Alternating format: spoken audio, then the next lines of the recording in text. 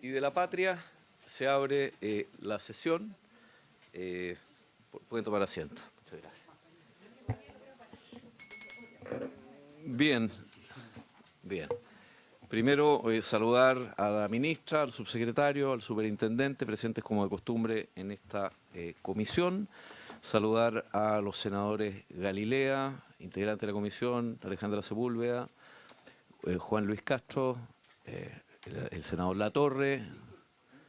No, Juan Castro, perdón. Juan Castro, no Juan Luis. Juan Enrique Castro. Castro Prieto. Castro Prieto por parte madre, el senador Latorre que nos acompaña. Y saludamos también al presidente Coloma que hace su ingreso como inmediatamente vino a marcar territorio. Adelante. Gracias. Sí, dale.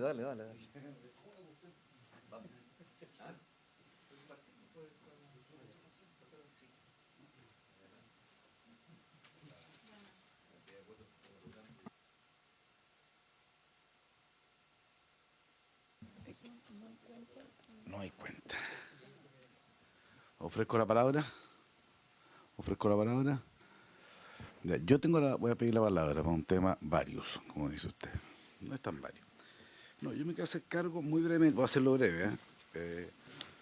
En relación a distintas intervenciones de ministros de Estado, en donde plantean que estaría a punto de verificarse un acuerdo en materia previsional, yo quiero ser súper claro. Nosotros tenemos una base de entendimiento hasta ahora, y voy a repetirlo, respecto de 7 puntos, y espero que avancemos en el octavo. La ampliación de seguro de lagunas provisionales de fondos de cesantía, respecto del incremento del tope imponible, respecto al mecanismo simplificado de cotización para los independientes no obligados, respecto al nuevo mecanismo para el pago de cotización voluntaria por un tercero, o sea, aumento de universo, un sistema centralizado de cobranza previsional, un reemplazo de los multifondos por fondos generacionales y modificación al régimen de comisiones indirectas, donde tenemos un par de discrepancias de resolución. Pues eso es lo que tenemos hoy día acordado. Estamos eventualmente hasta el referéndum también de algunas cosas que quedaron pendientes de la sesión anterior. Pero eso es lo que tenemos hoy día en entendimiento. Respecto a los otros temas, no tenemos aún un entendimiento y estamos a la espera, básicamente, de la comisión técnica que está nombrada por esta misma comisión y que va a entregar, yo espero esta semana, entiendo, digamos, un informe respecto del resto de los planteamientos. Yo en lo personal también quiero decirlo, porque ha sido parte de la polémica, que yo sí soy partidario, independiente de lo que se plantee en nuestro escenario, de innovar en términos de que a igualdad de ahorro y a la misma edad, hombres y mujeres tengan la misma pensión. Según información del superintendente, la diferencia hoy día es del orden del 11% de pensión entre uno y otro. Yo creo que eso hay que corregirlo y creo que para ese efecto temas como el seguro o alguna forma de compensación dentro de los nuevos aumentos de cotizaciones es algo deseable. Lo quiero decir para dejar cualquier despejado, cualquier inquietud, y espero que en el transcurso de las próximas semanas, creo que va a haber estos efectos muy importantes, lo que la Comisión de Técnicos plantee. Pero como antes de entrar acá había un montón de medios preguntándome, me parecía que era súper importante no hacerlo ante ellos, sino ante la Comisión, respecto a lo que hasta ahora se ha avanzado, que ha sido harto, pero también respecto a lo que falta, que no es poco. Gracias, presidente. Senadora Sí. Sepúlveda. Muchas gracias, presidente. Mire, yo creo que todos valoramos, ¿no?, el acuerdo, los acuerdos que hoy día hemos llegado, que efectivamente no son pocos, pero que los acuerdos que tenemos la obligación de llegar a realizar son los más complejos y los más difíciles. El informe está listo. ¿Mm? No, o sea, mi asesor, yo no lo tengo, ¿ah? No lo tengo, pero el informe al parecer ya está listo, eso es lo que me manifestó o el viernes. Bueno, yo pido que nos convoquemos entonces el lunes a revisar ese informe, a chequearlo, a verlo, porque nosotros tenemos un compromiso que cumplir, que usted lo ha ratificado y me alegro que sea así varias veces, ¿no es cierto?, en esta sala. Pero además porque a mí me llamó mucho la atención, ¿no? Tener de parte de los asesores de ustedes, que yo creo que tiene que ser además con la venia de ustedes, porque, porque además firma como representante de Chile Vamos en la mesa técnica, ¿no? Entonces, si ustedes no están autorizados, como si, no sé, Hermes Gutiérrez, que es mi abogado, hiciera algo y no... ¿ah? Entonces, creo que además lo que plantean aquí, estos principios, son, y que nos llaman a llegar a un acuerdo lo antes posible, los propios asesores. O sea, o sea, lo firma Cecilia Cifuentes, Soledad Ormazábal, María, y lo firman no como expertos, ¿ah? O experta, lo firman como representantes Chile Vamos en la mesa técnica de pensiones, ¿no? Que a mí me parece además un planteamiento muy interesante desde el punto de vista de que aquí no puede haber, ¿no es cierto?, extremos, sino el de llegar a un acuerdo pensando cómo técnicamente hoy día vamos a mejorar las pensiones. Y todo lo que hemos leído, presidente, y lo que ha salido es precisamente las complicaciones que tenemos por no llegar a los acuerdos y la falta yo diría, de tensiones políticas que tenemos, ¿ah?, con fundamentalmente ustedes para llegar a un acuerdo, ¿no? Entonces yo espero, sí, pues, sí, digámoslo también, o sea, no tenemos por qué contarnos la suerte entre gitanos, ¿no? Entonces, pero lo digo en un buen sentido, ¿ah? O vernos la suerte, ¿ah? Pero también el vernos para después contarnos, el vernos para después contarnos, ¿ah? Claro, claro. Entonces, Ok. en ese sentido, presidente, yo espero la generosidad de los distintos sectores para llegar a un acuerdo lo antes posible, ¿no? Y precisamente frente a lo que están planteando hoy día en la cantidad de las 3 asesoras que ustedes tienen. Pero yo quiero además que usted nos diga, ¿no es cierto? Porque tenemos que despachar esto a finales de este mes. Bueno, Se va a votar al final en enero, ese es el compromiso, votar en enero y espero que lo logremos, o sea, lo vamos a el lograr. compromiso era despachar, Sí. despachar ahora, en este mes, desde aquí. Entonces, no, a ver, no. Si no lo vamos, Vamos a si no votarlo lo en vamos a enero de cumplir, todas maneras. si no lo vamos a Oiga, cumplir, digámoslo. Porque la senadora, lo vergüenza, vamos a votar en yo enero. estoy dispuesta No a sé lo que pasarla. vamos a votar, pero vamos a votarlo en Bueno, enero. sí, Tenga pero la yo no estoy dispuesta a pasarla. Eso. Gracias. Le quiero pedir, sí, eso sí, un tema completamente técnico. Y nosotros tenemos un acuerdo de que, por favor, sentado, porque es complicado cuando ya hay espacio. No, es que es un criterio que yo he tratado de asumir siempre en todas las comisiones y creo que es justo. Entonces les quiero pedir si se pueden colaborar, digamos, en esa materia. Me ha pedido la palabra la ministra Jara y el senador Cruzcoque. Ministro. No, ministra, de parte usted nomás. Perdone, senador. Buenas tardes a los senadores y la senadora presente. Por su intermedio, presidente, señalar que por lo menos a propósito de su intervención, a nosotros nos queda absolutamente claro que aquí el acuerdo no está cerrado. Y eso es precisamente lo que nos preocupa. Porque como usted bien señala, tenemos una temporalidad acordada, tenemos gente que está esperando por sus pensiones y tenemos urgencias que resolver. Así que compartir sus palabras. Creo que más que un acuerdo lo que hay hoy día o la inminencia de un acuerdo, lo que hay son momentos cruciales para que haya o no reforma en el país. Y tomando las palabras de las asesoras de los senadores que publican hoy día esta columna que señaló la senadora Sepúlveda, si hoy día o en estos días no hay acuerdo, vamos a quedar en un 0-0. Todos los que han hecho distribuciones de 6-0, 5-1, 4-2, 3-3, etcétera, lo que va a quedar es en 0. Ese es el dilema en el que estamos. Así que creo que con la misma voluntad que se ha manifestado para los otros temas, todavía queda un espacio con más sentido de urgencia dado los tiempos que comprometimos para poder llegar a ese acuerdo pensando en las pensiones y en los pensionados. Eso, presidente. No hay otra cosa que nos preocupe más que eso. Y para eso tenemos que llegar, obviamente, a hacer los esfuerzos máximos. Senador Cruzcoque. Sí, mire, presidente, primera cosa que yo creo que es importante. Hemos avanzado en 7 puntos, quedan 2 puntos muy importantes.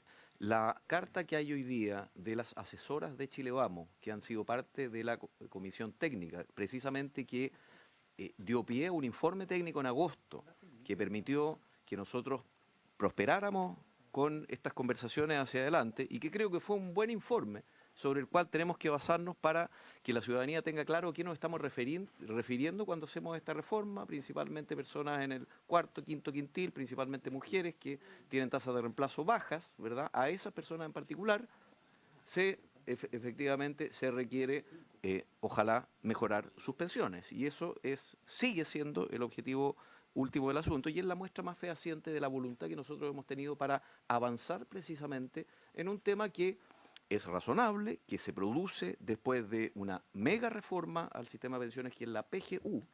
Y eso no quiero dejarlo pasar, porque acá se dice, mire, no se ha hecho nada, perdón. La PGU fue un cambio sideral que triplicó la pensión solidaria que existía antes en términos del gasto que significa el Estado y que efectivamente es solidaridad, es prácticamente pura solidaridad que se incorpora a eso es claro, bueno, reparto directamente.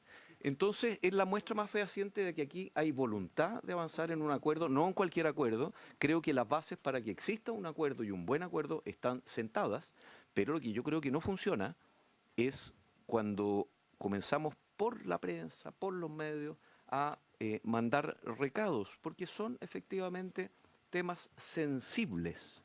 Y efectivamente, acá va a haber que buscar soluciones que apunten al problema que tenemos, y no a soluciones que sean meramente ideológicas, que dejen conforme a uno u a otro sector político, sino el problema de pensiones que tenemos que resolver, ¿verdad?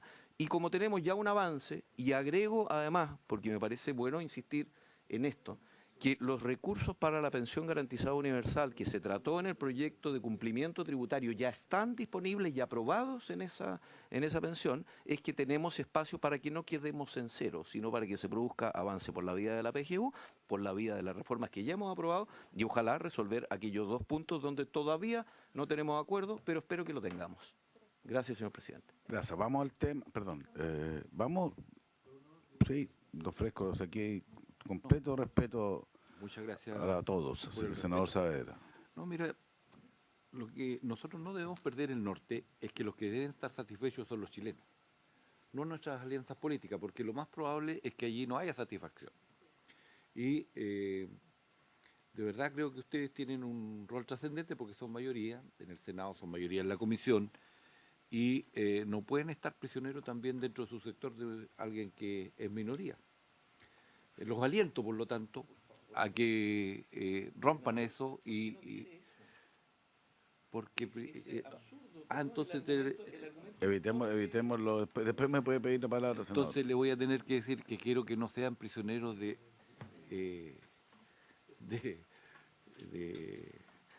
¿cómo se llaman? Republicanos. Ya, eso quería que le dijera. Entonces yo quiero que ustedes efectivamente entiendan que son los chilenos los que tienen que estar satisfechos, no nuestros presidentes de partido o presidentas de partido, porque a ellos les importa otra cosa. Y lo que estamos acá, por lo tanto, tenemos que hacer todo el esfuerzo en lo que nos queda por lograr lo que dicen aquí en el segundo párrafo sus asesoras, que creo que es tremendamente importante. Entonces, cuando hay esa disposición, uno ve que hay una luz de esperanza para poder resolver el problema.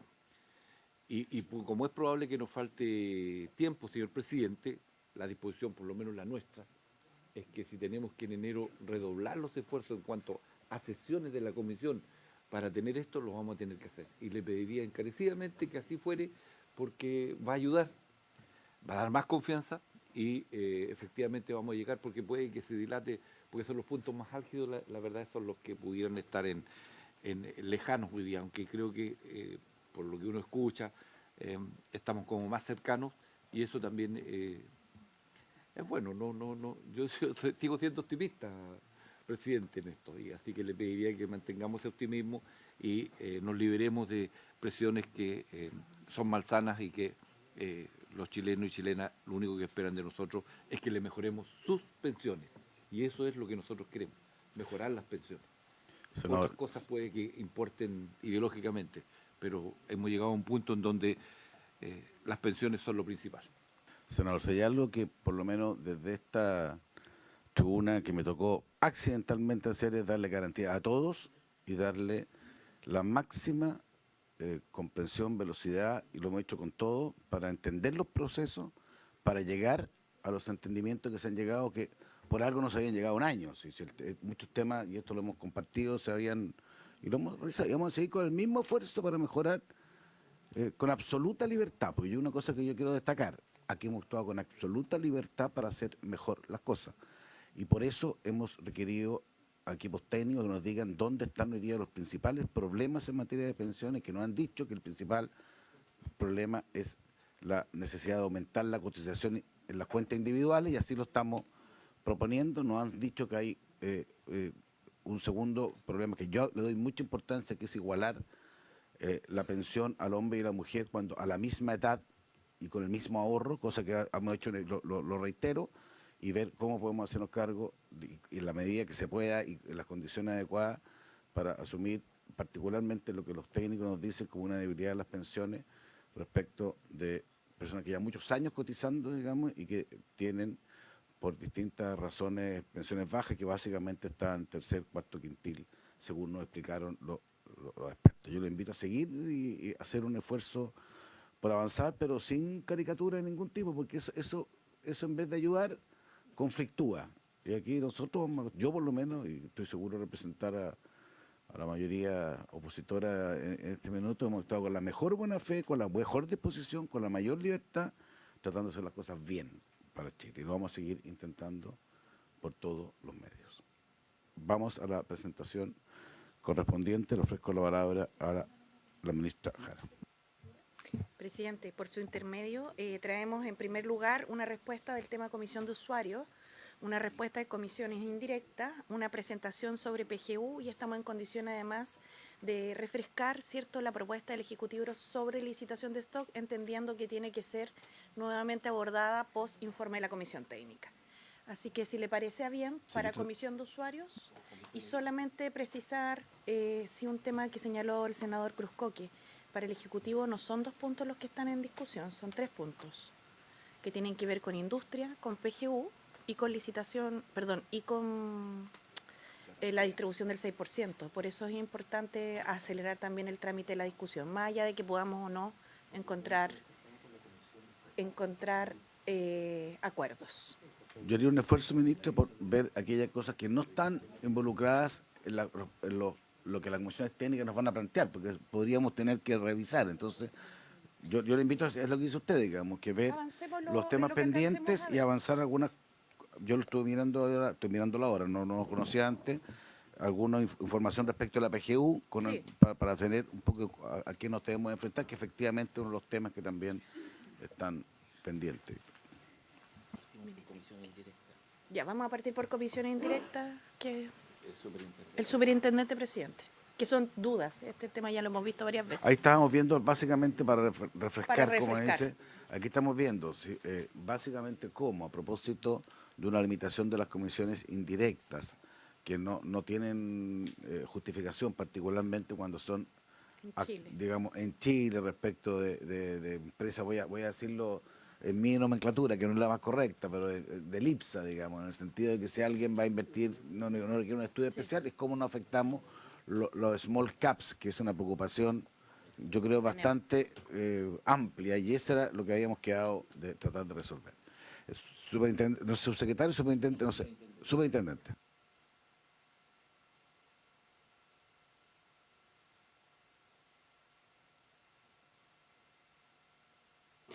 Bien, buenos días. Primero que nada, saludar a los señores parlamentarios y a todos los asistentes a esta sesión.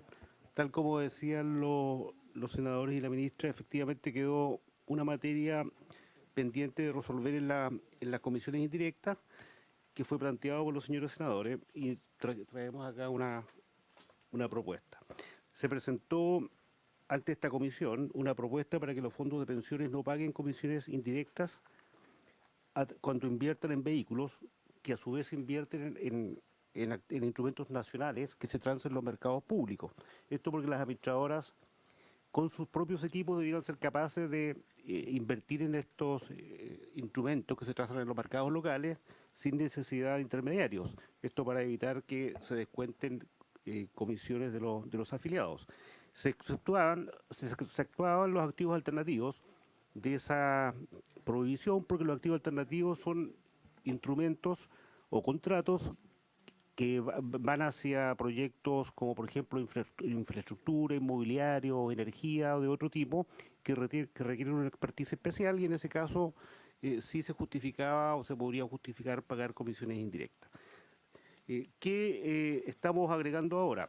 Por un lado, a lo que decía el senador Coloma, se solicitó extender estas excepciones para la inversión de los fondos de pensiones en empresas nacionales de tamaño pequeño, llamados small caps en la jerga financiera, que se efectúen a través de vehículos de inversión. ¿Y por qué? Porque existen ventajas de agruparlos bajo estos vehículos, porque son de bajos montos. Entonces las administradoras que manejan recursos muy grandes, casi 200.000 millones de dólares, generalmente no invierten en empresas cuyos títulos se transan en montos muy pequeños, porque el análisis de hacer ese tipo de inversiones es complejo y prefieren concentrarse en empresas de mayor tamaño. En ese caso, se puede justificar invertir a través de vehículos de inversión que pueden agrupar a muchas empresas de menor tamaño y hacer ese análisis de cada una de esas empresas, y el fondo de pensiones podría invertir a través de ese vehículo. Se toma en cuenta eso para no perjudicar la inversión en empresas pequeñas o medianas, y es una de las propuestas que traemos cómo se va a hacer esa excepción. Pero también nos decían que había algo que no estaba incorporado, que podría haber instrumentos fuera del país en que también los fondos previsionales debieran ser invertidos directamente, comprados directamente por las AFP, los títulos extranjeros, y no a través de vehículos. Dijimos que el mercado extranjero era de gran complejidad, por lo tanto requería un análisis bien detallado qué títulos podían quedar fuera o sea, también se podrían incorporar a la provisión de ser comprados a través de vehículos, y que las administradoras con sus equipos de inversiones lo compren directo para evitar pagar comisiones en exceso. Ambas situaciones están recogidas y la propuesta viene a continuación. Se propone específicamente que el régimen de inversión, recordemos que el régimen de inversión es dictado por un consejo técnico, por la superintendencia y el Ministerio de Hacienda, sea el que defina la metodología para exceptuar la inversión indirecta en empresas de menor tamaño, que se efectúe a través de vehículos. También que el mismo citado régimen pueda determinar qué activos extranjeros sean aquellos en que no se justifique el pago de comisiones indirectas por parte de los fondos de pensiones. De esta manera se mantiene el objetivo original, que los valores emitidos por empresas de mayor tamaño y que se transen en mercados públicos nacionales se compren directamente por las administradoras previsionales, evitando costos innecesarios a los afiliados. Y lo anterior podría extenderse también al extranjero, de acuerdo a lo que determina el régimen de inversión. Esa es la propuesta concreta. En definitiva, que el régimen de inversión aborde estas dos excepciones y las incorpore. Y el articulado específicamente que viene a continuación lo señala. La primera parte del articulado es la que ya se mostró antes, donde se prohíbe la inversión, como señalábamos, a través de vehículos en instrumentos tradicionales que se transan en mercados públicos del mercado local. Ahora se le agrega lo que está ennegrecido, y sería así: se exime de la prohibición a los vehículos de inversión o mandatarios que inviertan preferentemente en los instrumentos de emisores nacionales de baja o mediana capitalización, según lo define el régimen de inversión. Además se agrega: el régimen podrá extender la prohibición, o sea, la prohibición de ir a través de vehículos indirectos, establecida en este inciso, a vehículos de inversión o mandatarios que invierten en aquellos instrumentos extranjeros que ese régimen de inversión determine.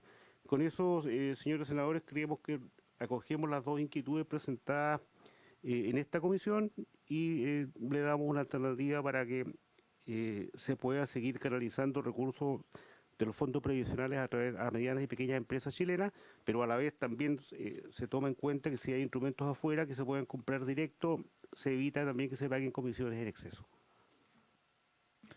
Gracias, superintendente. Ofrezco la palabra. Sí, para tratar de entender, señor superintendente, lo que ocurre es que por el volumen de recursos que administran e invierten los fondos de pensiones, la administradora de pensiones, el respecto de las inversiones en empresas más pequeñas, las small caps que se identifican en la jerga financiera, son de magnitudes relativamente reducidas en materia de capital que requieren del total de la cartera para invertir. En consecuencia, no sé si la palabra es adecuada, no sale conveniente, rentable, adecuado, que se dediquen a estudiar a esas empresas por separado, dedicar esos recursos, y derechamente ellos van a preferir ir directamente a invertir a las grandes empresas. Es que quiero entender en lo que está diciendo. Entonces lo que está planteando es mantener lo que se ha solicitado, ¿ah? de eximir del pago de comisiones para respecto a los grandes, en el caso que sea estos supuestos que están acá, pero que se exime de ese pago a las empresas de, ¿cómo se llama?, de small caps que llaman acá, ¿ya?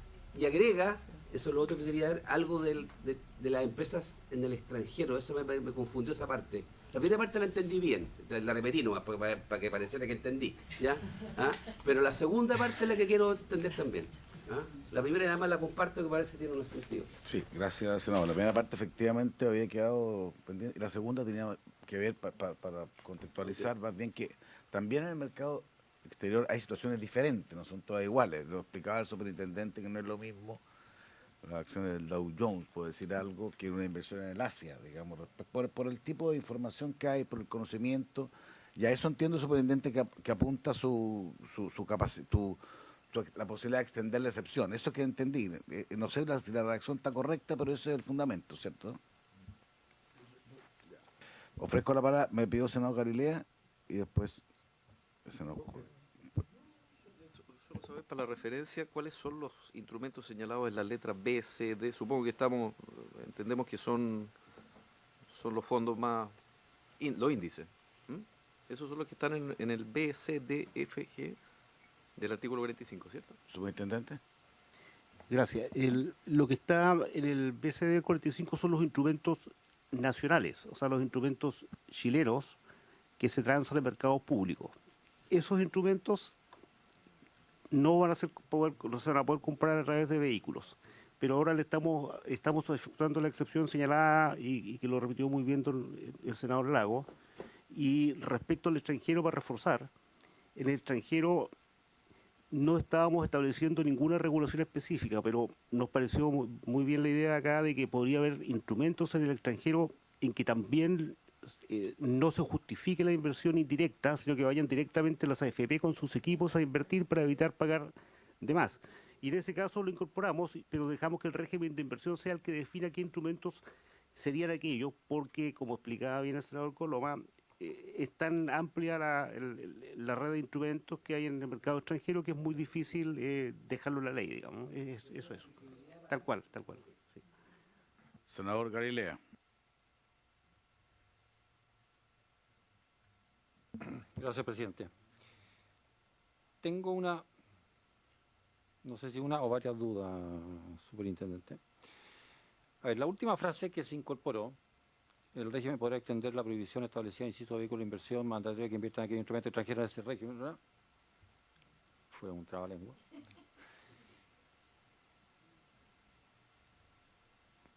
Probablemente ando más lento de lo normal. ¿Qué quiere solucionar exactamente con esa frase? Perdón, por su intermedio, presidente, para ir parte por parte, No, sí, y después sigo con las otras dudas.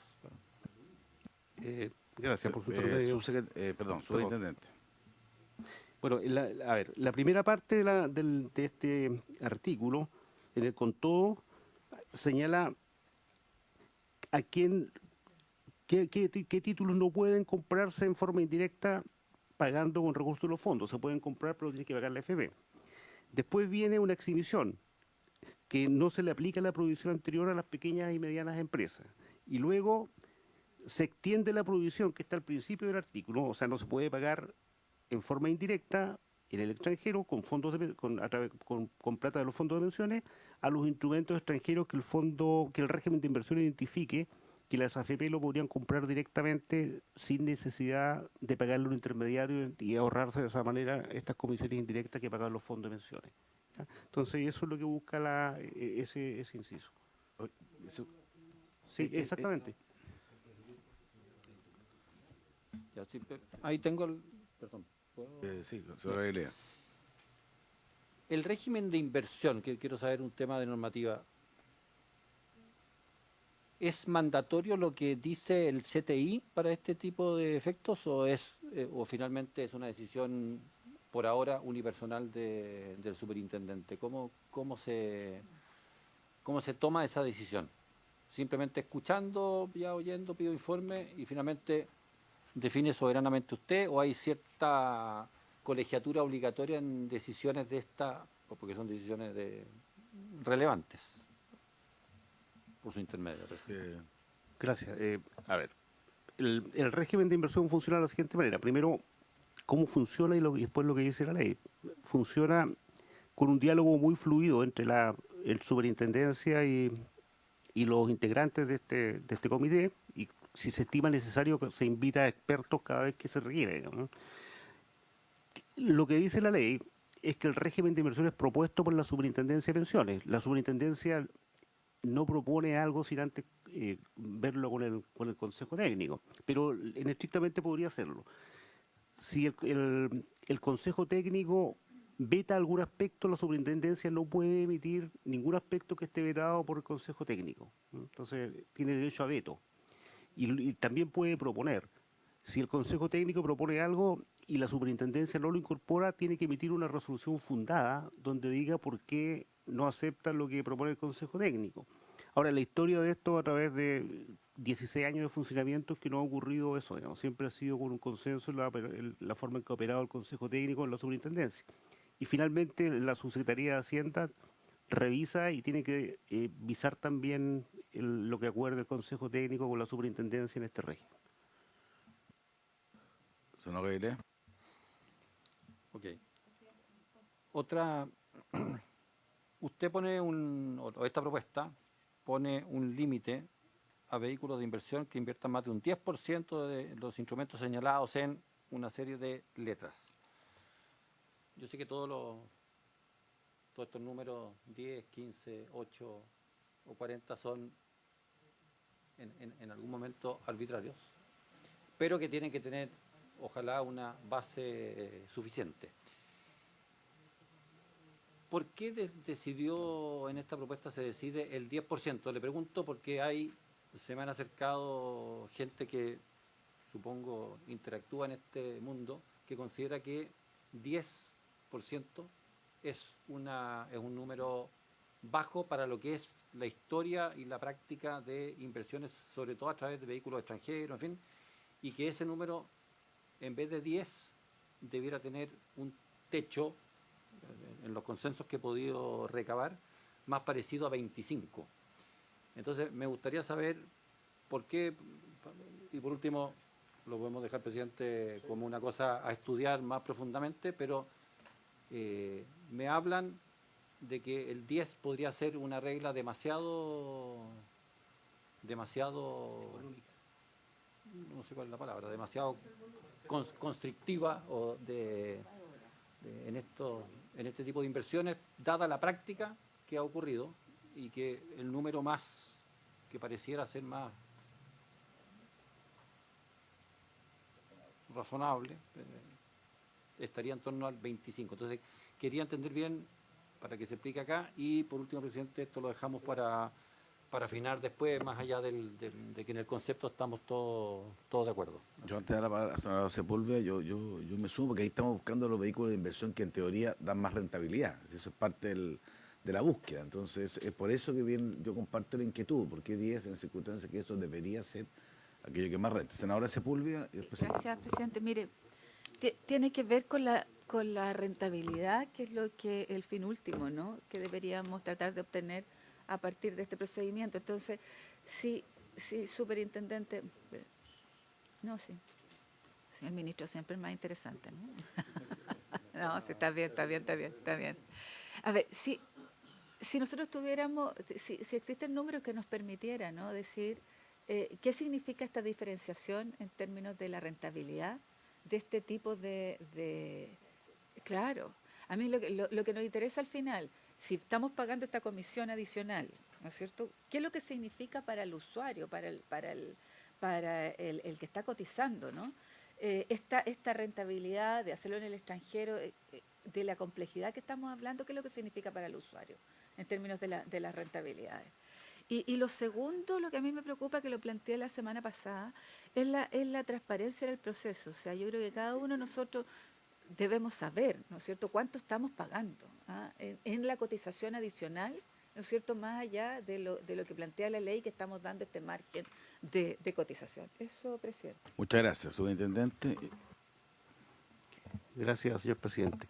A ver, recordemos que lo que estábamos, todo esto parte porque las comisiones indirectas que se pagan a través de vehículos de inversión equivalen a 480 millones de dólares al año. Entonces, por supuesto, es una preocupación que esto esté bien regulado. Efectivamente hay títulos en el mercado chileno que no tienen ninguna justificación que se compren a través de vehículos de inversión. Por ejemplo, cualquier acción que se transa en el IPSA debiera ir directamente a la FP a adquirirla, por poner un ejemplo. Ahora, también es correcto que, porque los tickets que se transan son muy pequeños, en el caso de las empresas medianas y pequeñas, se puedan agrupar a través de fondos de inversión. Eso es lo que estamos rescatando en esta indicación. 10% es un juicio experto de alguna manera, pero es para evitar que haya un fondo que tenga muchos vehículos con empresas pequeñas y medianas, pero tengo algunos vehículos, por ejemplo, de acciones que se transan en el IPSA, no se puede invertir nada en ese fondo, que nos parece una exageración. Sin embargo, el tema de fondo sigue siendo el mismo, que es permitir pagar comisiones que se descuentan de los fondos y son de cargo de los afiliados, solo en aquellos casos en que la AFP no vayan directo. Mientras más subamos ese límite, menos efectiva se hace esto, digamos. Entonces, esa es la razón por la cual creemos que con el 10% está salvada la situación de que puedan haber empresas grandes que puedan llegar directo a las AFP, pero para un fondo que está armado con empresas pequeñas y medianas, nos parece que podría ser razonable tener un 10% de empresas grandes también. Pero si seguimos subiendo ahí, se va anulando el efecto de la medida, digamos. A ver, propongo lo siguiente, yo creo que estamos de acuerdo.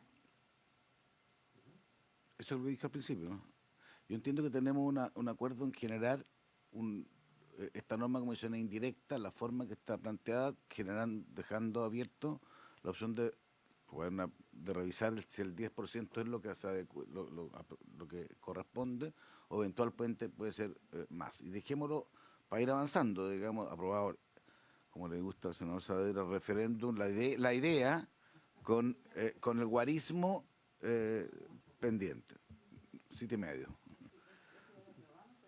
Sí, estamos viendo esto. No, esto es nuevo. Esto no, senadora Sepúlveda, esto no estaba dentro de los 7 acuerdos. Yo no lo quise incluir como no estaba resuelto.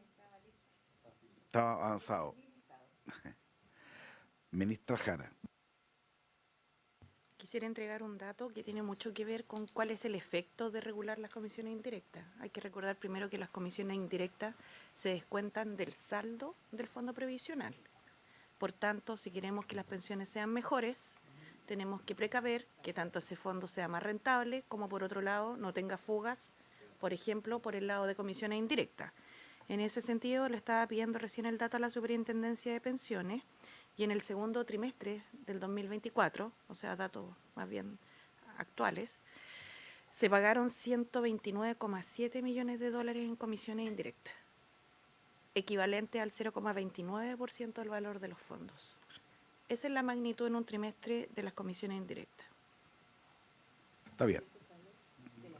Pero eso tiene que ver también, tiene que contraponerse con tiene que contraponerse con la rentabilidad que eso puede generar y con la profundidad del mercado de capitales, que es algo que por lo menos es bien importante, particularmente respecto a la small cap. El ministro de Hacienda me ha pedido la palabra. Sí, para terminar. Perdón, sí, pensé que había terminado, disculpe. Sí, yo también, pero a propósito de eso. Se había terminado, pero se reinspiró. Sí, lo que pasa es que creo que como abordamos en varias sesiones estos temas, de repente se nos quedan temas que van dando vueltas. Y yo quisiera traer a colación lo que comenté en la última sesión. Durante el periodo de la presidenta Bachelet, se hizo un estudio acabado de las rentabilidades de las comisiones indirectas durante 6 meses. Y ese estudio no fue concluyente. Este tema también estuvo en la discusión, principalmente porque había evidencia contradictoria sobre el punto. Y por eso, si bien la demanda ciudadana es eliminar las comisiones fantasmas, el Ejecutivo ha optado por un camino más conservador, que es regularlas, considerando la magnitud que tienen y que salen del fondo previsional directamente. Entonces no es tan claro ni es tan oscuro, para decirlo bien concretamente. Hubo 6 meses en los que nos dedicamos a estudiarlo. Ministro. Sí, presidente, Yo quería aportar a esta discusión lo que es la experiencia concreta que tenemos en Chile invirtiendo en el exterior en particular, en lo que se refiere a las reservas internacionales. El Banco Central, juntando reservas y fondos soberanos, maneja un portafolio de 55.000 millones de dólares de inversión en el exterior.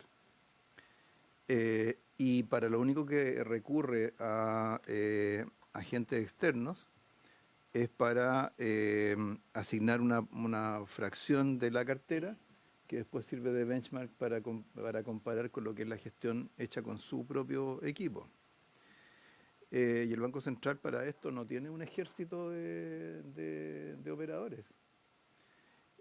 Por supuesto son activos distintos porque son más seguros, en fin, pero para cosas que tienen que ver con la diversificación, que es un poco, creo que es parte de la respuesta de la senadora Sepúlveda por su intermedio presidente, porque aquí no solamente es un tema de rentabilidad, hay un tema de diversificación y riesgo.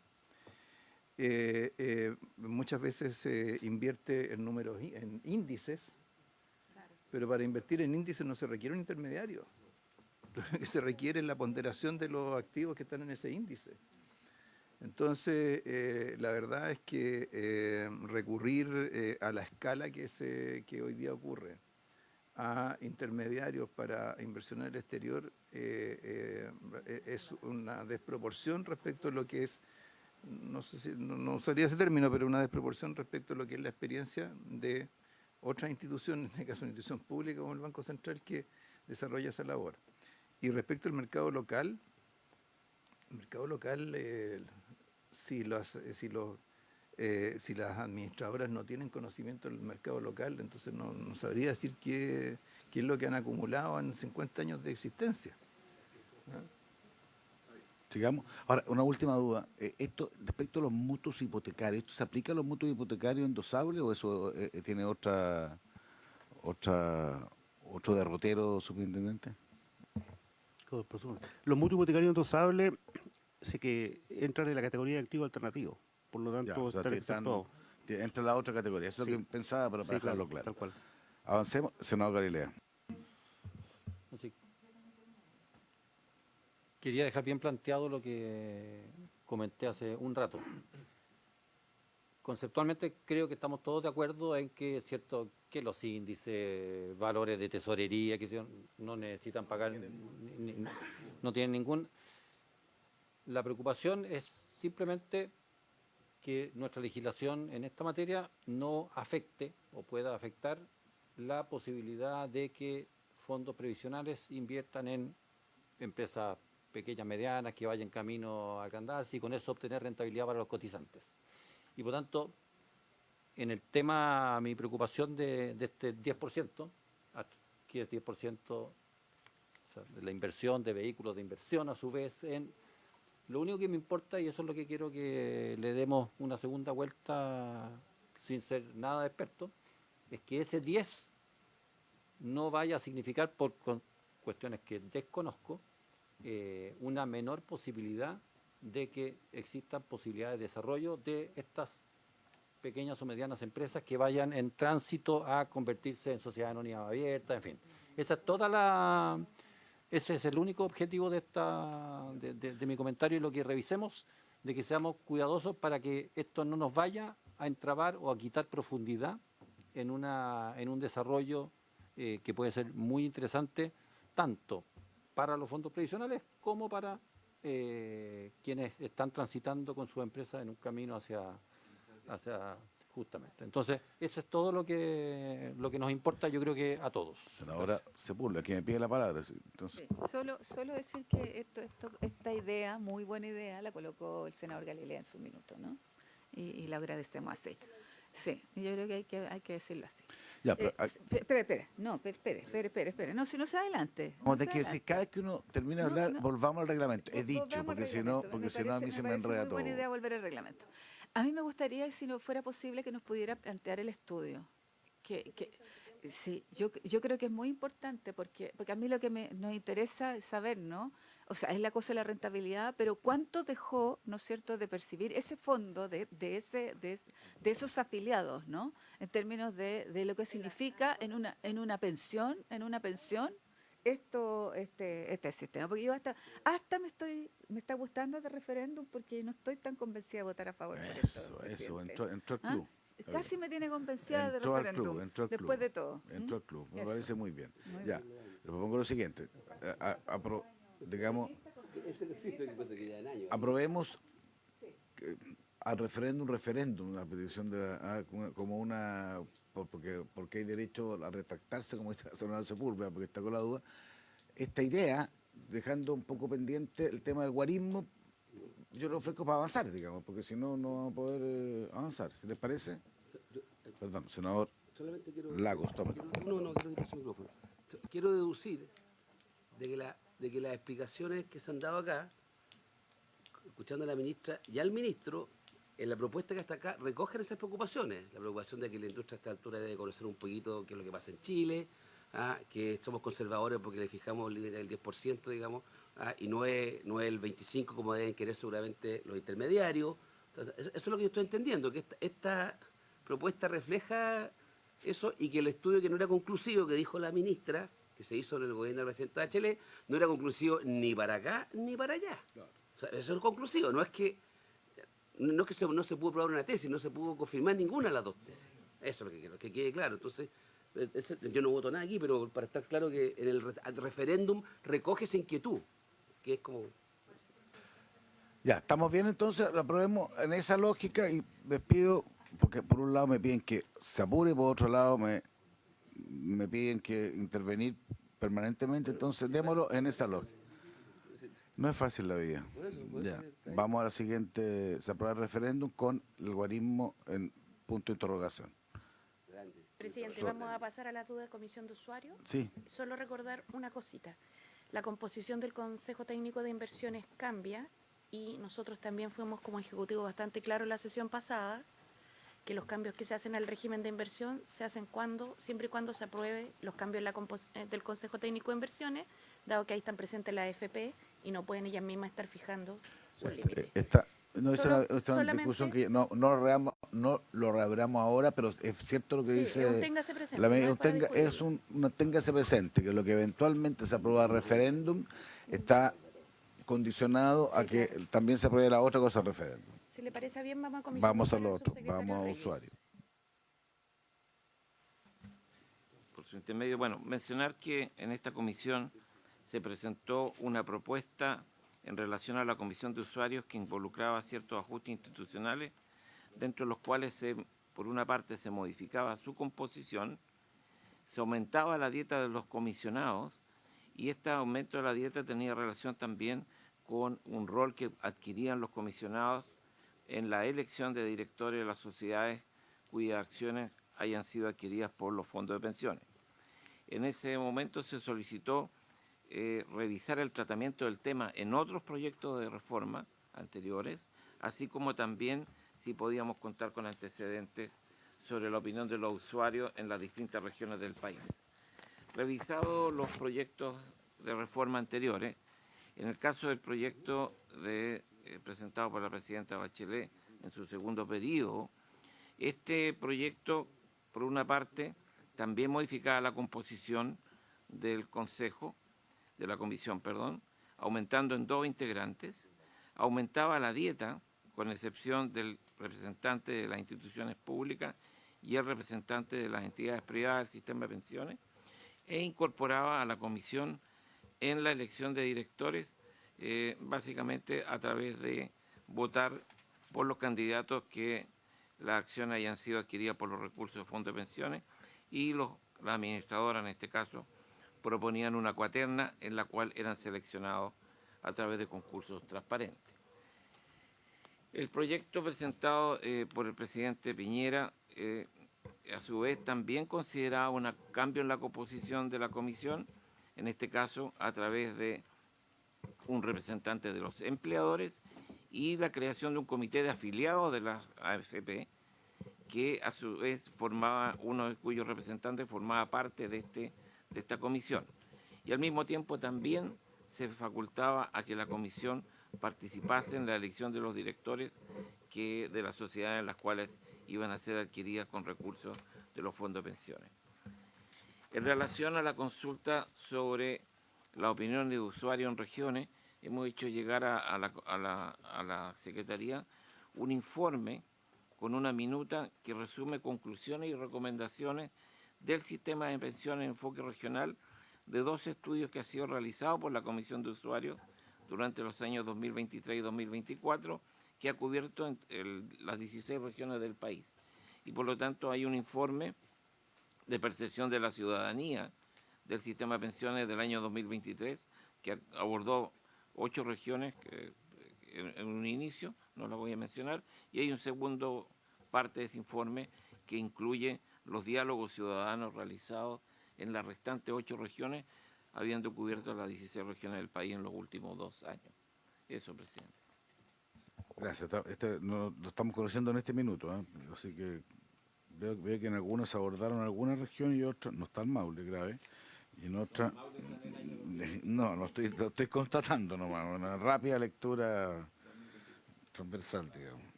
¿Ah?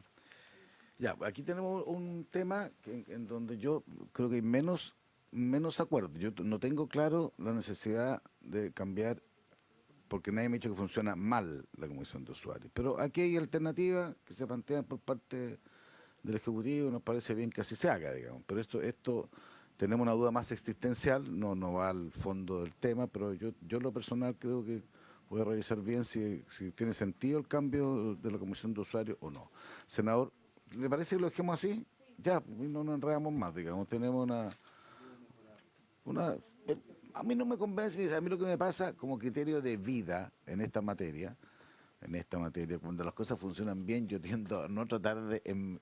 Yo sé que hay otros criterios que dice siempre uno puede hacerlo mejor, pero también siguiendo a algo que dijo la presidenta de Chelea, todo puede ser peor también. Entonces, tratemos hay tantas cosas que hay que mejorar, que no sé si lo que está funcionando es razonable, uno también tiene que hacer un esfuerzo adicional. Dejémoslo hasta ahí para poder ir, en el tiempo que nos queda, a ver una primera visión, por así decir, de la PGU. Yo quiero dejar claro a todos los efectos que esto no lo conocemos, lo vamos a conocer en este minuto, digamos, como dato. Tenemos ciertas señales, pero no lo he visto en detalle, digamos. ¿Usted, ministra? Ya. ¿Perdón? Sí, pues. No, es que esto lo discutimos la otra vez. Entonces, que pedimos para mejor resolver, saber qué se había planteado en las otras veces, en los otros gobiernos. No votamos al referéndum. Ministro. Bueno, vamos a partir y vamos, junto con el ministro de Hacienda, Mario Marcel, vamos a tocar este tema.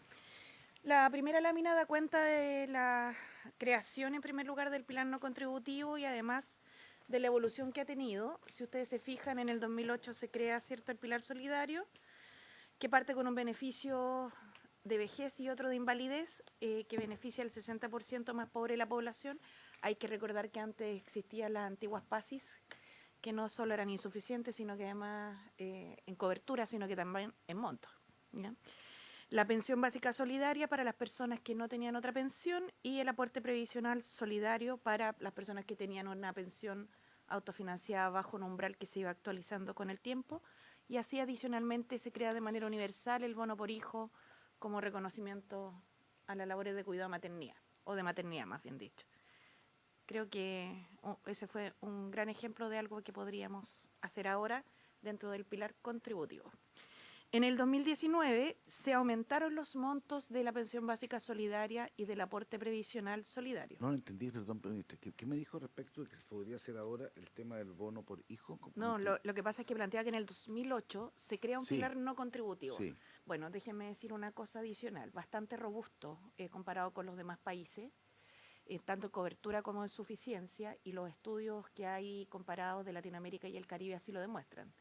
De hecho, el exministro Arenas hace poco publicó un libro al alero de la CEPAL que demuestra que en materia de pilar no contributivo o solidario estamos bastante robustecidos en el país y, por tanto, las reformas hoy día se tratan de enfocar dentro del pilar contributivo. O lo que conocen las personas como las AFP. No lo he entendido mucho por lo del bono por hijo, por eso. No, mencionaba que una de las obras importantes también de esta reforma fue el bono por hijo, sin lugar a dudas. ¿Cómo? Perdone.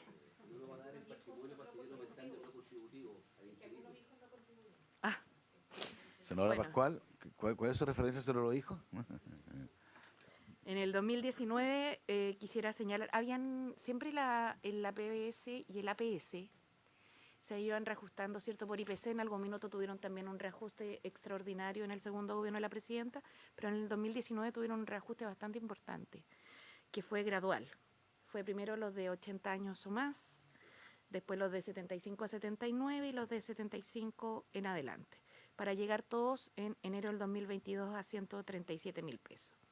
En el 2022 se crea la pensión garantizada universal que beneficia, ¿cierto?, a aquellas personas que no integren un grupo familiar del 10% más rico de la población. Cambiando un poco el criterio de focalización, porque siempre había estado puesto dentro del universo. El beneficio es como que amplió mucho la cobertura, pero cambió la forma de calcular el criterio de focalización, lo cual después en esta misma comisión discutimos, ¿cierto?, y llevamos a los principios que antes nos regían, que se llamó la ley corta de la PGU. Se reemplazan los beneficios de vejez, tanto los no contributivos, los que no habían pensión, los que no obtenían pensión, como de aquellos que obtenían una pensión muy baja, y se entrega un monto mayor, excediendo, ¿cierto?, extendiendo la cobertura del 60 al 90%. Buen pilar no contributivo. Y en pensiones de invalidez también se aumenta la cobertura del 60 al 80%. Eso hace la PGU. ¿En qué estamos?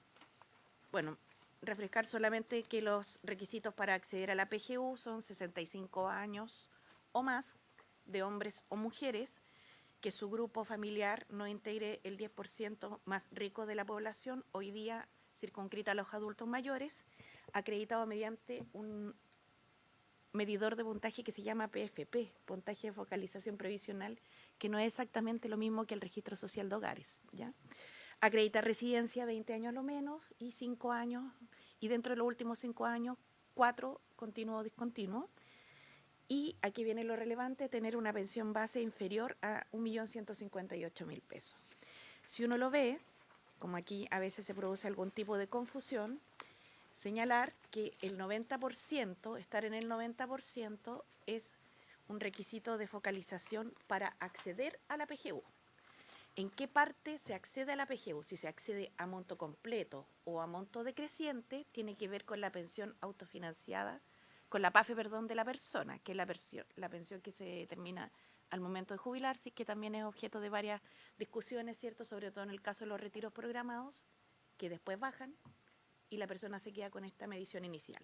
Con todo, déjenos señalar que el primer umbral para obtener una PGU completa hoy día es de 129.000 pesos, donde está ubicado un alto porcentaje de la población. Si el superintendente en algún minuto me recuerda el porcentaje, porque estábamos hablando de más del 85%. Sí, eso está en el cuadro de ahí, que no lo entiendo Esto mucho. está en ese gráfico de la derecha, donde si ustedes se fijan, en la parte... Claro. Entonces, entre 0 pesos de pensión autofinanciada y 729.000 pesos se obtiene una PGU completa de 214.000 pesos. Desde 729.000 pesos de PAFE a 1.158.000 se obtiene una pensión PGU decreciente lineal. ¿Ya? O sea, ¿quiénes no obtienen PGU hoy día? Quienes tienen una PAFE superior a 1.158.000 pesos. Todo esto actualizándose por IPC. En el caso de la invalidez, el requisito es tener más de 18 y menos de 65, porque después de los 65 pasa el beneficio de vejez, ¿ya? Calificada, por cierto, de invalidez por una COMPIN, si tiene, que no tenga, perdón, alguna otra pensión en otro régimen previsional, como por ejemplo una pensión de sobrevivencia, o como titular, que integre un grupo familiar perteneciente al 80% más pobre de la población. Este no creció al 60, creció al 80, pero también tiene una cobertura importante, y acreditar, ¿cierto?, que en su residencia se le pide un requisito inferior, porque recuerden ustedes que son personas desde los 18 años, entonces difícilmente se les puede pedir 20 años como en el beneficio de vejez. A ellos se les pide 6 años, dentro de los cuales los últimos 5 tienen que haber sido al revés. Dice, en los últimos 6 años inmediatamente anteriores a la fecha de la presentación de la solicitud, tiene que haber tenido residencia 5 años continuos o discontinuos. ¿Ya?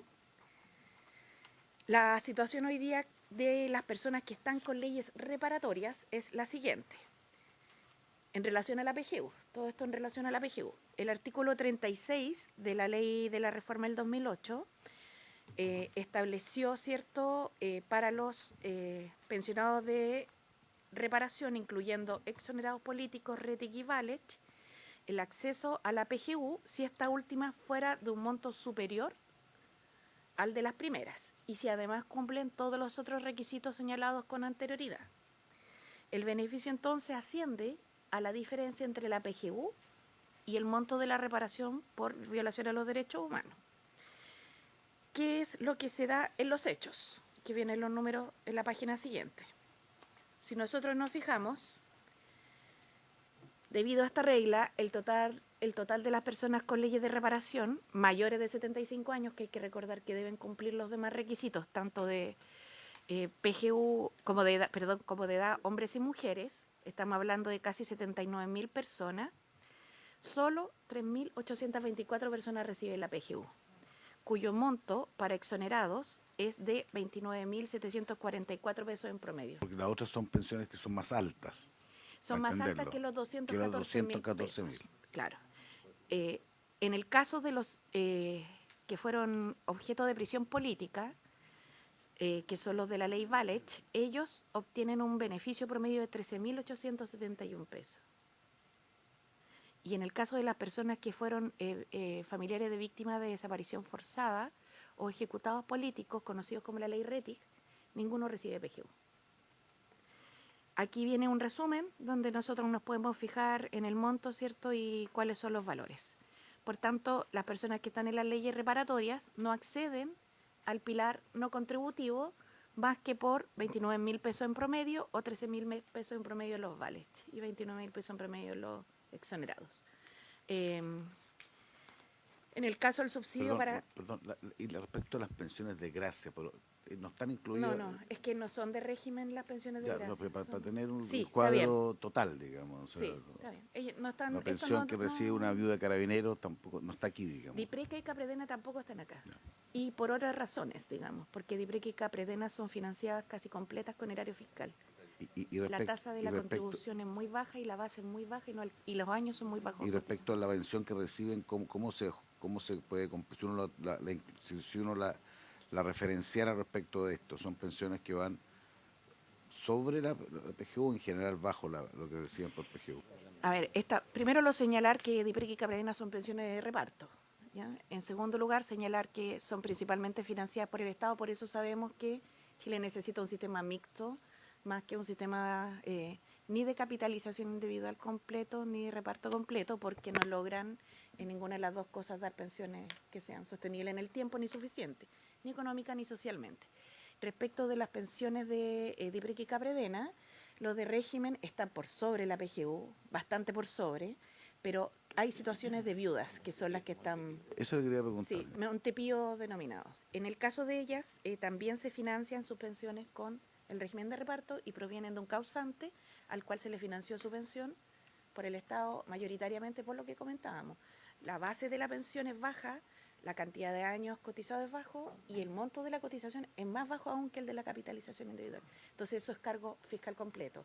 De hecho, están en un régimen de 8-1 respecto de de lo que se gasta en el Estado.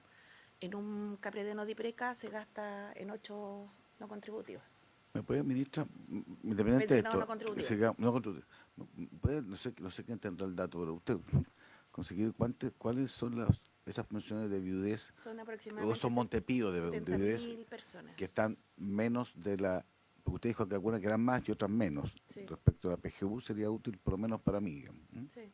Ya. Le podemos hacer llegar esa información, pero Muchas son gracias. aproximadamente 70.000 personas. Se evalúa en su minuto este tema también. Sabemos que hay situaciones que afectan de toda naturaleza socialmente a los adultos mayores, independiente del régimen del que provengan. Sí, El tema es que todo esto requiere recursos fiscales, como ustedes también bien lo saben. tenemos clarísimo. De todas maneras, le vamos a hacer llegar los datos de los montos promedio y mediana de las pensiones del régimen de reparto de DIPRECA y CAPREDENA. Y sobre todo los que están bajo, es el dato que a mí más me importa para esto. Está bien. Gracias. Eh, Bajo la PGU. Porque es el mismo ejercicio que se hace respecto a la otra pensión. la situación del subsidio de discapacidad mental en relación a la PGU, lo que hay que señalar es que es un aporte que corresponde al 50% del valor de una PGU. Ya estamos hablando de 107.000 pesos. Los requisitos son menores de 18 años. Otra situación, ¿cierto?, que presentan una discapacidad física, mental o sensorial severa. Hay que recordar que aquí hay 3 estados de leve, moderado, severo. En este caso el SDM, que es el subsidio de discapacidad mental, es para las personas que sufren esta discapacidad de forma severa. Solicitan un subsidio por intermedio de las personas que lo representan, deben estar dentro del 60% más vulnerable del registro social de hogares, tener residencia a lo menos en los 3 años inmediatamente anterior a la fecha, estamos hablando de menores de 18 años, su estado de salud se acredita, o su condición más bien dicho, se acredita por el COMPIM, según sea el caso. Una discapacidad mental, física o sensorial severa que se encuentre vigente a lo menos en un 50%. Eso es lo que acredita el COMPIN y se acredita de acuerdo a la ley 18.600, que es la que regula la situación de las personas en situación de discapacidad. Entonces tenemos todos esos universos de personas que están en distintos miradas desde el régimen de seguridad social en torno a las pensiones. En la lámina 19 vamos a dar una mirada a cuántos son los beneficiarios. Y si nosotros vemos hoy día, yo me había anotado aquí en una ayuda de memoria que tengo al costado, al 31 de octubre del 2029, ¿qué dije? 29. Mi Dios, qué anticipada. Espero que la saquemos antes del 31 de octubre del 2029, sinceramente.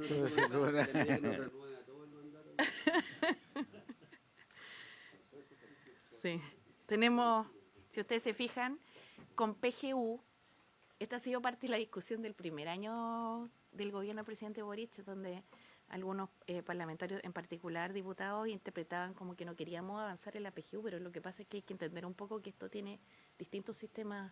En esta comisión se pudo explicar bastante bien, digamos. Hay 2.092.000 pensionados de PGU. Hay todavía 160.000 personas que reciben el beneficio previsional de vejez. Esto se produce porque su APS es mayor que el complemento de la PGU, ¿ya?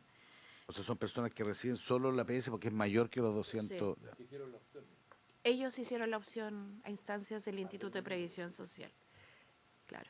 También hay personas que están en el pilar básico de invalidez, que son las 199.000 siguientes, y del aporte previsional solidario de invalidez, que son 100.000 personas.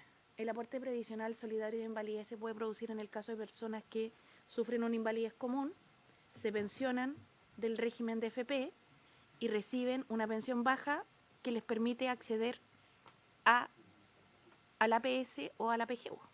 Y en este caso es a la APS, porque es mayor que la PGU, ¿ya? Entonces estamos hablando de un universo... Perdón, respecto a los pensionados Sí. de algunos de invalidez que no son... Porque ellos hoy día tienen un porcentaje del 70% respecto del sueldo salario que tenían. ¿Eso está en otra parte o no? ¿O está aquí mismo? Eso está en un instrumento de la seguridad social. Ya, que pero no está incluido en este... Se llama seguro de invalidez y sobrevivencia, no. Pero son personas que tienen... O sea, entiendo el punto, pero piense que... Lo voy a explicar. Mire, hay que recordar que en el régimen de invalidez las personas pueden invalidarse común o laboralmente. En ambos lados hay tasas de reemplazo garantizadas, si lo que no hay es en vejez. O sea, ese es nuestro problema. En vejez 65 más. Las personas que están en invalidez común, por enfermedad común, por accidente común, no laboral quiero decir, cuentan con la cobertura de un instrumento de la seguridad social que es el seguro de invalidez y sobrevivencia. Esas son las personas que están aquí y que tienen una pensión baja que les permite, más baja que la PAFE, que la PEMAS de la antigua APS, actualizado, que este es como un trabalengua, pero realmente es así, Ya de sigla, que la versión máxima con aporte previsional solidario, que les permite acceder a un complemento que es APS invalidez.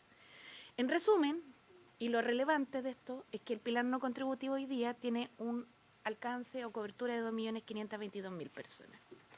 En la página siguiente viene un desglose por región, que lo vamos a dejar para el análisis de cada uno de los parlamentarios, tanto de los beneficiarios del pilar solidario como del subsidio de discapacidad mental, Y viene un resumen de las pensiones pagadas. Pensiones pagadas. No sé, ministro, si quiere continuar usted o continúo yo, como usted diga.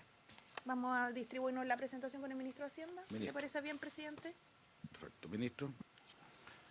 Sí, no sé quién está cambiando. Ah, ya. A la anterior. Ok, bueno, ahí está, en esa lámina está el gasto actual en PGU y Pilar Solidario. Vemos que son montos bien considerables, ¿cierto? 7 billones de pesos. Esto es más de 2% del producto, 2,2% del producto. Y vemos que en la lámina siguiente, que si hacemos la proyección en el tiempo, solo por efecto del aumento de la población beneficiaria de la PGU, esto pasaría de 2,2% a 2,7% del producto entre los siguientes 25 años. Esto, sin embargo, supone que el valor de la PGU se mantiene constante. Esto solo captura ¿cierto? el efecto de la población, del número de beneficiarios. Luego, ¿cierto? Tenemos lo que es la propuesta de incremento de la PGU que está en el proyecto, donde se propone aumentarlo desde los 214.296 pesos que tiene ahora a 250.000 pesos con un esquema de gradualidad. Ay. Sí, no, yo sé. No estamos hablando de guarismo, estamos hablando de concepto. Luego, una vez en régimen, la PGU se iría reajustando de acuerdo a las reglas que se establecerían en la propia ley. Y respecto a la PGU, respecto al proyecto que aprobó la Cámara de Diputados, ¿cierto? En base a lo que se planteó en la comisión técnica, Ministro, 10 ahora segundos. se plantea Esa mantener la lámina no focalización que está en la ley vigente, es decir, no integrar a un grupo familiar perteneciente al 10% más rico de la población, y aparte de eso, que la gradualidad del aumento se haga en función de la edad de los beneficiarios en lugar de el valor de su pensión autofinanciada. Si pasamos a la lámina siguiente. Hay un swap, o no. No está aquí, pero bueno, la enviarán después. ¿Puedo guiar por esa? No está copiada Ya. aquí. Pero está bien, está bien. Ah, ya. Es un error involuntario. Ya. Ahora, Se entiende, pero no, para que la envíen, porque la Secretaría... Ya. Mencionaba cuando veíamos la proyección, ¿cierto?, que el gasto en PGU debería aumentar de acuerdo al aumento de la población, pero por supuesto también es relevante el valor que tenga la PGU. Y para esto lo que se plantea es que esta se vaya ajustando en un ejercicio que se vaya haciendo cada 4 años. Esto es importante porque obviamente los riesgos fiscales que están asociados a los ajustes de la PGU son muy significativos. Ya tuvimos la experiencia de introducir la PGU sin su financiamiento completo y por lo tanto siempre va a haber la tentación de hacer aumentos sin el financiamiento adecuado. Entonces, para eso, aquí lo que se plantea es juntar 2 elementos. Por un lado, que el Consejo Consultivo Previsional, sobre la base de los antecedentes respecto al costo de vida, respecto a la situación de la pobreza, la línea de pobreza, vaya proponiendo ajustes cada 4 años. Y que si a partir de ahí se plantea un incremento en el valor de la PGU, haya un pronunciamiento del Consejo Fiscal Autónomo en cuanto a la viabilidad de sostener el costo de ese incremento de la PGU. Con esos 2 elementos, entonces, correspondería resolver al Ministerio del Trabajo, junto con el Ministerio de Hacienda, respecto de en qué medida se recogería esta propuesta del Consejo Consultivo Previsional. Esto en los casos en que el Consejo Consultivo Previsional proponga aumentar el valor de la PGU, si propone mantenerlo, ese informe simplemente se remite a los ministerios para su conocimiento, pero no requieren una resolución de parte de estos. Por supuesto, todos estos informes deben ser remitidos a las comisiones competentes, es decir, Trabajo y Hacienda del Congreso Nacional. Entonces, acá, ¿cierto? Hay que recordar que hubo una discusión a propósito del informe de la Comisión Técnica respecto a si la PGU debería estar fijada en la línea de la pobreza o no. Y el tema respecto de ese planteamiento es que, en primer lugar, ¿cierto? La forma en que se mide la pobreza no ha sido constante a lo largo del tiempo. Hoy en día tenemos una medición que es por el lado de los ingresos, que es la que se compara con una línea de pobreza que se calcula a partir de el costo de una canasta básica de consumo, se aplica un múltiplo a eso y eso se compara, eso pasa a ser la línea de pobreza, pero tenemos otras modalidades de medir pobreza, tenemos la pobreza multidimensional. Hoy en día hay toda una discusión respecto de si en el cálculo de los ingresos debería incluirse los arriendos imputados. O sea, la medición de la pobreza no es como el IPC, que ¿cierto? Ha venido calculándose durante 60 años sin mayores cambios en su lógica. La medición de la pobreza es variable. Y además, mientras más corto el plazo, más sensible es a la variación de los precios de los alimentos. Si miramos solamente la experiencia de los últimos 3 años, lo que vamos a encontrar es que ¿cierto? En el 2022 tuvimos un aumento sustantivo del precio de los alimentos, producto de la invasión de Rusia a Ucrania. Después esos precios bajaron en un ciclo que duró más o menos 1 año y medio, ¿no? Entonces, si nosotros nos atuviéramos a tratar de afinar o de calzar exactamente el valor de la PGU con la línea de pobreza, probablemente tendríamos variaciones en una dirección o en otra con bastante frecuencia. Entonces, en ese caso, lo que nos parece que en relación a la actual línea de pobreza, los 250.000 pesos que se han venido planteando desde un comienzo, mantienen un margen razonable respecto de esa línea para evitar que haya una volatilidad excesiva de un beneficio como este. Y luego con los ajustes cada 4 años, ahí ya se podrán recoger elementos que marcan más tendencia en términos de costo de la vida, en términos de concepto de pobreza, etc. Eso sería, presidente. Sí, ministro. Por lo que, perdón. Ministra. Lo que pasa es que están en consulta del Consejo Consultivo Previsional, por eso no las presentamos hoy día. Ya, o sea, sí, porque pasó la página 24 a 29, entonces quedamos medio pillo aquí. ¿Eh? Perfecto. Entiendo, ministro, entonces lo que ustedes están planteando, darle una formalidad, cambiar la institucionalidad de cómo se calcula la PGU, entregándole al Consejo Consultivo Provisional ese cálculo que en el caso de que suba respecto de lo que del IPC se plantee más allá del IPC, vaya al Consejo Fiscal Autónomo. Y dependiendo de eso se genera la institucionalidad para ir incrementando ese precio. Eso es lo que esa cantidad. No, hay un sistema, entiendo que no es mandatorio, porque eso va después a Hacienda y a Trabajo. Digamos. No, a mí entiende que es para, yo entiendo, ministro, que esto es para objetivizar, darle una cosa de objetivizar, que yo encuentro que es relevante, digamos, buscar una fórmula más objetiva de fijar esos incrementos. Eso lo entiendo lo que es el planteamiento, ministro. Senador Cruz Coque. Solo saber, presidente, porque aquí el sistema que se plantea es el Consejo Consultivo, que es consultivo, naturalmente no es mandatorio, por ende, es un informe, se manda al Consejo Fiscal Autónomo, que tampoco es mandatorio, ¿verdad? Luego se remite al Ministerio de Trabajo y al Ministerio de Hacienda, lo cual son decisiones políticas, y luego informe a la Cámara y al Senado.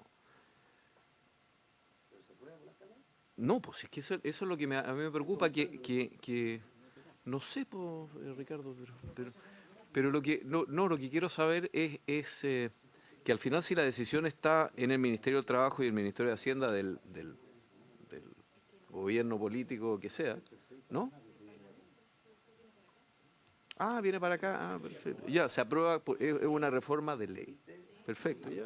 O sea, se va a aprobar No por andaba ley perdido igual. el senador Lago, entonces. O sea, es una objetivización para efecto de la presentación. Eso es exactamente la Ministro, pregunta. gracias, buena pregunta. Voy a preguntar. Senadora Sepúlveda y después el senador y después el ministro. Gracias, presidente. Mire, yo tengo varias preguntas que tienen que ver con algunas complicaciones que hemos recibido en esta misma comisión, ¿no? Primero, que nos puedan explicar un poco esto del puntaje de focalización previsional. ¿Ah? Yo creo que aquí hay los factores que inciden y cómo se aplica. Senadora, voy a pedir que se extienda porque hay varias, me están pidiendo, hay otras comisiones funcionando por 10 minutos para efecto de poder dar respuesta a la... Si le parece, sí, para tratar de... No hay problema, Entonces, presidente. postergamos 10 Entonces, minutos. primero que nos expliquen un poco este puntaje de focalización previsional que nos complica, porque nosotros tenemos que explicar, ¿no es cierto?, de qué se trata. Y lo segundo es esta cuestión de el puntaje de referencia, ¿no? De focalización, sí, la pensión de referencia. ¿Ah? Porque si bien lo que ocurre es que las personas, nos han llegado múltiples cartas de esto, que tienen todas las alternativas, o sea, que cumplen con todos los requisitos, sin embargo, no tienen derecho a tener la pensión. Entonces, algo mencionaba la ministra, ¿no? De decir, mire, aquí hay personas que tienen una pensión, claro, que está programada, ¿no es cierto?, de una manera que están sobre la pensión, pero posteriormente baja. Y al bajar, se conserva la pensión de referencia y te excluye para el futuro. Claro, y te excluye para el futuro. Y la complicación es que esas personas, ¿no? Con justo derecho, y eso tenemos que repararlo. O sea, no es posible que hoy día existan personas que tienen derecho, porque no se dice lo de la pensión de referencia, tienen una jubilación y que dicen, mire, yo tengo 1,5 millones de jubilación, que es lo que me dice teóricamente, pero en lo efectivo tengo 800.000 pesos de jubilación. Yo sé que ustedes saben el tema, lo hemos conversado en otras oportunidades, pero yo creo que el minuto de poder reparar, es pura clase media, que no tiene la posibilidad de buscar una solución en relación a esto. Dentro del tiempo, aprovechar el tiempo, senador Latorre, después... Gracias, presidente. No, muy breve una pregunta. En caso de aprobarse, vamos a poner optimista, en caso de aprobarse una reforma y llegar a un acuerdo en enero y que salga al Congreso Nacional, para la gente que está mirando esto y está esperando hace 10 años una reforma de pensión, etcétera, y cómo suben estos montos, ¿en cuánto tiempo estaría disponible para empezar a pagarse el aumento de la PGU al 90%? Que hoy día se paga a 2.14, pasa a 2.50, digamos, ¿no? Ese es ¿en cuánto tiempo se empieza a pagar la capacidad institucional para hacer las transferencias? ¿Cuánto tiempo después de aprobada la ley? Esa es mi pregunta, presidente. Esta y los otros beneficios del Seguro Social eventualmente. Yo entendí que eso dependía de lo que el Consejo Consultivo Previsional pueda plantear y lo que en caso de aprobarse y lo que el CFA pueda opinar. Eso entendí lo que era lo que planteaba el ministro, digamos. Ministra o ministro, no sé.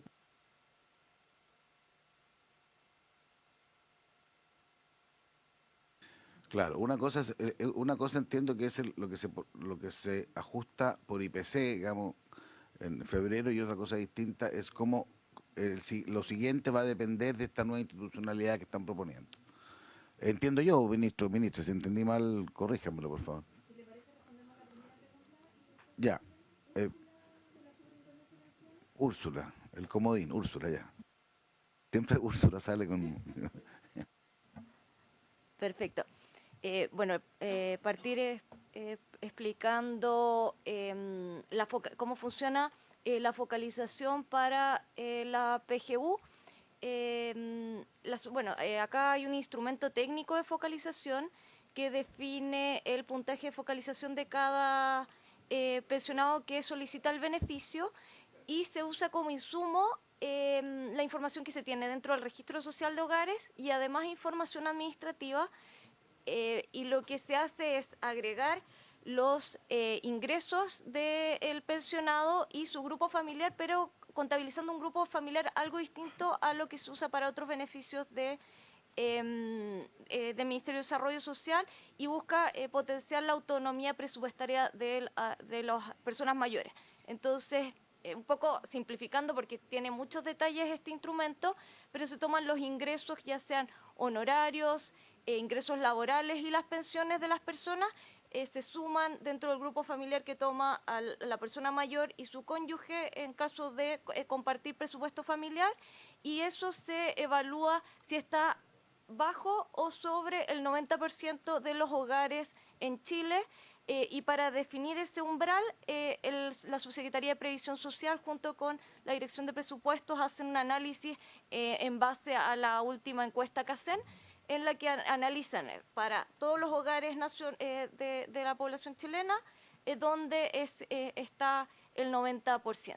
Entonces a la persona se le hace un análisis en base a su situación personal, los índices de necesidades también que tenga su grupo familiar, que incluye las necesidades por temas de dependencia, la edad de las personas que viven en ese hogar, y se calcula entonces este puntaje para definir si queda bajo el 90% o sobre el 90%, y ese es el instrumento técnico de focalización, entonces, que es uno de los requisitos que solicita la PGU para poder percibirla. Y por otro lado tenemos el segundo factor que define si es que la persona tiene o no PGU, que es el monto de la pensión. Entonces ahí veíamos, y la ministra muy bien lo explicó, que las personas tienen derecho a una PGU completa si están dentro del 90%, que es el instrumento que acabo de explicar, y si la pensión que reciben es inferior a la pensión inferior definida en la ley, que es un poquito sobre los 700.000 pesos. Entonces esas personas tienen la PGU completa. Luego, entre los 700.000 pesos y un poco sobre el 1.000.000 de pesos, se recibe este beneficio que es parcial, y luego sobre la pensión superior se recibe beneficio cero, aun cuando la persona esté eventualmente dentro de la focalización. ¿Y cómo se define la pensión para efectos de la PGU? Se calcula una pensión base, que lo que busca es dar un tratamiento equitativo a todos los pensionados, dado que existen diferentes modalidades de pensión. Entonces tenemos pensionados, por ejemplo, en renta vitalicia, que reciben una pensión constante durante toda su vida. Tenemos otros pensionados que tienen un retiro programado y tienen una pensión que va bajando. También tenemos otros casos, por ejemplo, de pensionados que retiran excedente de libre disposición. Entonces deciden voluntariamente rebajar algo su pensión para consumir más al comienzo de la vida del pensionado. Entonces, lo que busca la pensión base es homologar la pensión para todos los pensionados, incorporando lo que se llama como PAFE, que es la pensión autofinanciada de referencia, que entrega un monto homogéneo a los pensionados que tienen el mismo saldo a la edad legal de pensión. Entonces ahí se genera lo que señala la senadora, que podría una persona haber partido con una pensión más alta en retiro programado, luego por la propia trayectoria del retiro programado genera una disminución en su monto, pero aún así la pensión autofinanciada de referencia se define al momento que la persona cumple 65 años. Entonces esa es la forma como opera ahora el instrumento, y que tiene como objetivo evitar la distorsión de modalidades entre renta vitalicia y retiro programado, también evitar las distorsiones que podría generar, por ejemplo, la pensión anticipada, el retiro excedente de libre disposición, y así dar un trato equitativo a los diferentes pensionados y pensionadas del país. Después la senadora nos va a hacer un resumen, digamos. Sí, entiendo. Esos son sectores medios, básicamente. Esa es la preocupación suya. Son sectores profesionales que han tenido una larga data de imposiciones, y que han tenido más imposición y todo, y que ellos dicen, porque yo no tengo derecho, mire, si están las cartas aquí. Totalmente Entonces, de acuerdo. Mire, primero, O sea, el puntaje de focalización previsional la gente no tiene idea. Yo creo que lo mínimo que hay que hacer es, primero van a Chile Atiende, y en Chile Atiende no te dicen, no, este es su puntaje, o ni siquiera se lo dan, no tiene derecho. Entonces, a lo menos deberían decirle cuál es el puntaje, cuáles son los factores que inciden, porque esto no es autorreportado. Lo que hay aquí es que ustedes de las bases de datos, ¿no es cierto?, que se tiene, hacen, es lo mismo que la encuesta, ¿no? Es lo mismo que la encuesta. Entonces, la gente puede decir, mira, esto no es verdad, esto no corresponde a la realidad que yo tengo. Entonces, lo que yo pido primero es transparencia para el usuario. La transparencia para el usuario. Y lo segundo es que nosotros tenemos que arreglar esto porque es bien injusto para esa gente. Es bien injusto para esa gente que tiene, imagínense para retiro programado, porque no tenía ni idea que esto iba a ocurrir. Si hubiesen sabido que las decisiones hubiesen sido estas, quizás, ¿no es cierto?, no hubiesen hecho el retiro programado, sino hubiesen mantenido una pensión permanente. Entonces, creo que de alguna manera hay que buscar cómo arreglar. No sé si son 60.000, yo creo que incluso es menos que eso, no sé qué cifra. ¿Ah? ¿Sí? Pero para buscar una fórmula de poder apoyar a estas personas. Eso, presidente. Muchas gracias. Yo comparto con ustedes la inquietud, podríamos partir por el tema de la transparencia, digamos, para saber exactamente. Yo comparto con usted que lo peor es cuando uno postula y le dicen sí o no, y no le explican por qué. Y yo creo que eso sería deseable, ministra, a ver si podemos buscar una fórmula, a lo menos de explicación. Después vemos, ya, veamos si podemos incorporarlo en algún minuto, un minuto que usted nos pueda traducir esto en términos de articulado, para que la persona diga, mire, porque fue esto. Sí, me acuerdo que usted lo ha seguido. Ya, para el segundo tema, ya. De todas maneras, o sea, a nosotros también nos llegan permanentemente estas situaciones. Quería señalarles que la lámina 22, para que la puedan tener a la vista de todas maneras, para la magnitud de la gente que pide, con qué tipo de beneficio está. Justo la corrieron, la 22, pero si ustedes se fijan, claro, si se analiza, igual se ven los números chicos, ¿no? Pero, sí.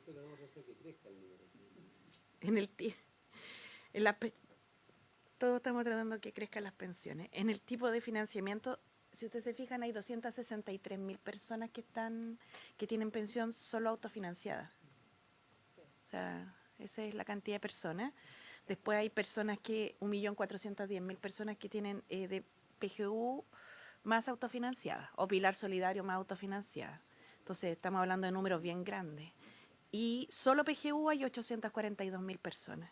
Y para el costado viene cierto que el porcentaje representa.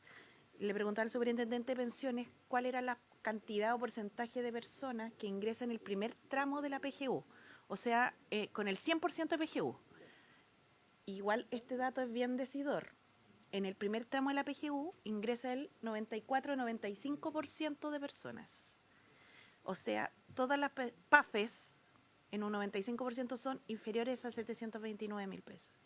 Lo cual reafirma dos cosas: que hay una buena cobertura, igual hay gente que queda afuera, pero que hay que modificar el pilar contributivo, porque las pensiones son muy a la baja contributivas.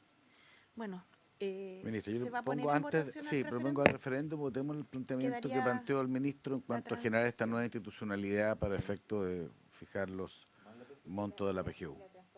Sí, y le dejamos como preocupación, ministra, para que ojalá nos pueda incorporar el tema de la transparencia, digamos, para efecto de información. ¿Y la transición qué es lo que les debemos? Aprobado ambos temas. Por haberse cumplido el objeto de la sesión, entonces le